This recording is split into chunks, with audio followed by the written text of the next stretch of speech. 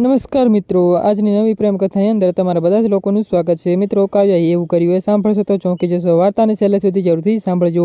રાજકોટ જિલ્લાના એક સુંદર ગામમાં આરવ અને કાવ્યા રહેતા હતા અને બંને એકબીજાને ઘણા સમયથી ઓળખતા હતા। ગામ નાનું હોવાથી લગભગ દરેક તહેવાર, મેળા અને કાર્યક્રમ તેમની મુલાકાત થઈ જતી હતી। એટલે કે હવે તમે સમજી જાઓ મિત્રો। શરૂઆતમાં બંને ફક્ત મિત્રો હતા, પરંતુ સમય જતાં તેમની મિત્રતા ધીમે ધીમે પ્રેમમાં બદલવા લાગી હતી। આરવ ગામમાં કમ્પ્યુટર અને મોબાઈલ રિપેરિંગનું કામ કરતો હતો, જ્યારે કાવ્યા નજીકની કોલેજમાં અભ્યાસ કરી રહી હતી, એટલે કે ભણતી હતી। દરરોજ કોલેજ જતી વખતે કાવ્યા આરવની દુકાન પાસેથી પસાર થતી હતી। આરવ બહાર ઊભો હોય તો બંને વચ્ચે થોડીક મસ્તીભરી વાતો થઈ જતી હતી। પછી મિત્રો, આગળ એવી વાતો આવવાની છે, સાંભળશો તો ખરેખર તમારા હોશ ઉડી જશે। તો વાર્તાને છેલ્લે સુધી જરૂરથી સાંભળજો। એક દિવસ કાવ્યા દુકાન પાસે રોકાઈ અને હસતા હસતા બોલી હતી, આરવ, તારી પાસે એવી કોઈ વસ્તુ છે જે એકવાર દિલમાં ઉતરી જાય પછી બહાર જ ન નીકળે? આરવ થોડુંક સ્મિત કરીને બોલ્યો હતો, હા છે, પણ જેને ગમી જાય ને પછી વારંવાર એની યાદ આવે રહે। કાવ્યા હસીને બોલી, હું તો નવા ગીત વિશે પૂછતી હતી। બંને એકબીજાને જોઈને હસવા લાગ્યા હતા અને આવી નાની નાની મજાકોથી તેમની મિત્રતા વધુ મજબૂત બનતી ગઈ હતી। થોડા દિવસો પછી ગામમાં નવરાત્રિનો ઉત્સવ શરૂ થયો હતો અને ત્યાર પછી આખું ગામ ગરબાની મસ્તીમાં ડૂબી ગયું હતું। કાવ્યા સુંદર ચણિયાચોળી ગરબા રમવા માટે પહેરીને આવી હતી।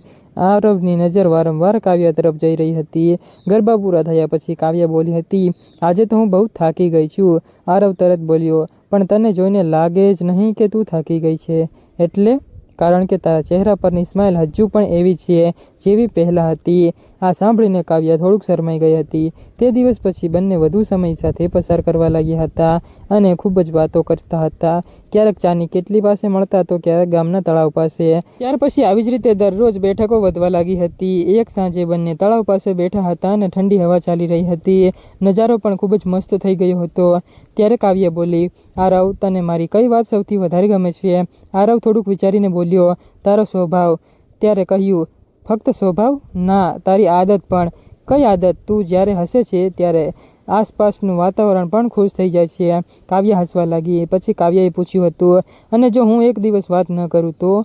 ત્યારે આરવ બોલ્યો હતો, આખો દિવસ કંઈક ખૂટતું હોય એવું લાગે। આ જવાબ સાંભળીને કાવ્યાના દિલમાં એક અલગ જ ખુશી થઈ ગઈ હતી અને ખૂબ જ ખુશ થઈ રહી હતી। સમય પસાર થતો ગયો, બંને વચ્ચેની લાગણીઓ દિવસે ને દિવસે વધતી રહી હતી। અને મિત્રો, આ બંનેની વાર્તા સાંભળશો તો ખૂબ જ મજા આવશે, તો એક કમેન્ટ પણ કરી દેજો। બંનેમાંથી કોઈએ પણ પોતાના પ્રેમનો સીધો એક કરાર કર્યો ન હતો। એક દિવસ ભારે વરસાદ પડી રહ્યો હતો। કાવ્યા બસ સ્ટેન્ડ ઉપર ઊભી હતી। અચાનક આરવ ત્યાં આવ્યો હતો। તેની પાસે એક છત્રી હતી। ચાલ, હું તને ઘરે મૂકી દઉં। ત્યારે કાવ્યા હસીને બોલી, એક જ છત્રીમાં બંને સમાઈ જઈશું? આરવ બોલ્યો, જગ્યા ઓછી હોય પણ સાથ સારો હોય અને એ મહત્વનું છે। ત્યારે કાવ્યા આ જવાબ સાંભળીને સ્મિત કરવા લાગી હતી, એટલે કે હસવા લાગી હતી અને રસ્તામાં બંને વરસાદની મજા માણતા માણતા ચાલતા રહ્યા હતા। કાવ્યા બોલી, તું મારી એટલી કાળજી કેમ રાખે છે? આરવ થોડોક શાંત રહ્યો, પછી ધીમેથી બોલ્યો હતો, કેટલાક લોકો ખાસ હોય છે, તેમની ખુશી જોઈને જ પોતાની ખુશી મળે છે। કાવ્યાને અંદરથી લાગ્યું હતું કે આરવ કંઈક ખાસ કહેવા માંગે છે। થોડા દિવસો પછી કાવ્યાનો જન્મદિવસ હતો, એટલે આરવે તેના માટે એક નાની એવી ભેટ તૈયાર કરી રહી હતી અને સાંજે બંને મળ્યા। આરવે ભેટ આપતા કહ્યું હતું, આ બહુ મોંઘી નથી, પણ મેં દિલથી આપી છે અને પ્રેમથી આપી છે। કાવ્યાએ ભેટ ખોલી। અંદર એક સુંદર ડાયરી હતી અને એમાં પહેલા પેજ ઉપર લખેલું હતું, જે વ્યક્તિ મારી દરેક સામાન્ય ક્ષણને ખાસ બનાવી દે છે તેના માટે। આ વાંચીને કાવ્યાની આંખોમાં ખૂબ જ ખુશીના આંસુ આવી ગયા હતા અને તે દિવસે પછી કાવ્યા પણ સમજી ગઈ હતી, આરવ પણ તેને ખૂબ જ પ્રેમ કરે છે અને ખૂબ જ પસંદ કરે છે। એક સાંજે ગામની બહાર આવેલા બગીચામાં બંને મળ્યા હતા। હવા ધીમી ધીમી ચાલી રહી હતી અને મિત્રો, મસ્ત મજાનો માહોલ થઈ ગયો હતો। આરવે હિંમત કરીને કહ્યું, કાવ્યા, આજે હું તને એક સવાલ પૂછવા માંગુ છું। હા, પૂછજો। કોઈ વ્યક્તિ દરરોજ તારી યાદમાં જીવે, તારી ખુશી માટે પ્રાર્થના કરે અને તારી આખી જિંદગી તારો સાથ આપવા માટે તૈયાર હોય તો?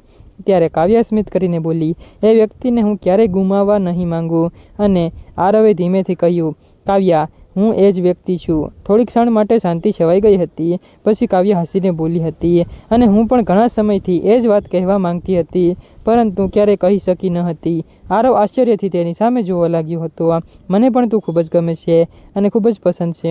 આ સાંભળીને આરવની ખુશીનો પાર રહ્યો ન હતો અને તે દિવસથી બંને એકબીજાનો સાથ જીવનભર માટે સ્વીકારી લીધો હતો। સમય જતાં તેમના પરિવારવાળાને પણ આ સંબંધ વિશે ખબર પડી હતી। બંનેના સારા સ્વભાવ અને સમજદારીને કારણે પરિવાર તરફથી પણ મંજૂરી મળી ગઈ હતી, એટલે કે બધા લોકોએ હા પાડી દીધી હતી. થોડાક મહિનાઓ પછી બંનેના સગાઈનો કાર્યક્રમ રાખવામાં આવ્યો હતો.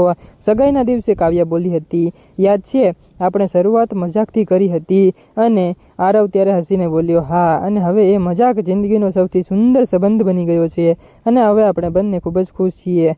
બંનેના ચહેરા પર ખુશી સ્પષ્ટ દેખાઈ રહી હતી. મિત્રો, સાચો પ્રેમ ક્યારેય ઉતાવળ કરતો નથી. તે ધીમે ધીમે વિશ્વાસ, મિત્રતા અને સમજણ સાથે વધે છે. જ્યાં સન્માન અને લાગણીઓ હોય ત્યાં સંબંધ લાંબા સમય સુધી ટકી રહે છે. અને ત્યાર પછી કાવ્યા અને આરવ તળાવની પાળ પર બેઠા હતા અને સાંજનો ઠંડો પવન ચાલી રહ્યો હતો. સનસેટનો વ્યૂ હતો, મસ્ત જ હતો યાર. કાવ્યાએ હસીને કહ્યું, આરવ તારી પાસે એવી કઈ વસ્તુ છે જે એકવાર ગમી જાય એ વારંવાર યાદ આવ્યા કરે?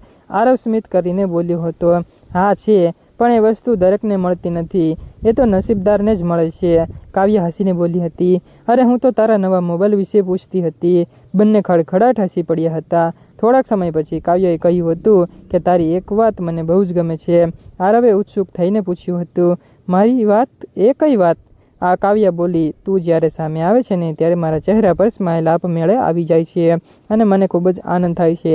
આરવ હસીને બોલ્યો, અને તારી એક આદત પણ મને બહુ જ ગમે છે. કાવ્યાએ પૂછ્યું, કઈ આદત?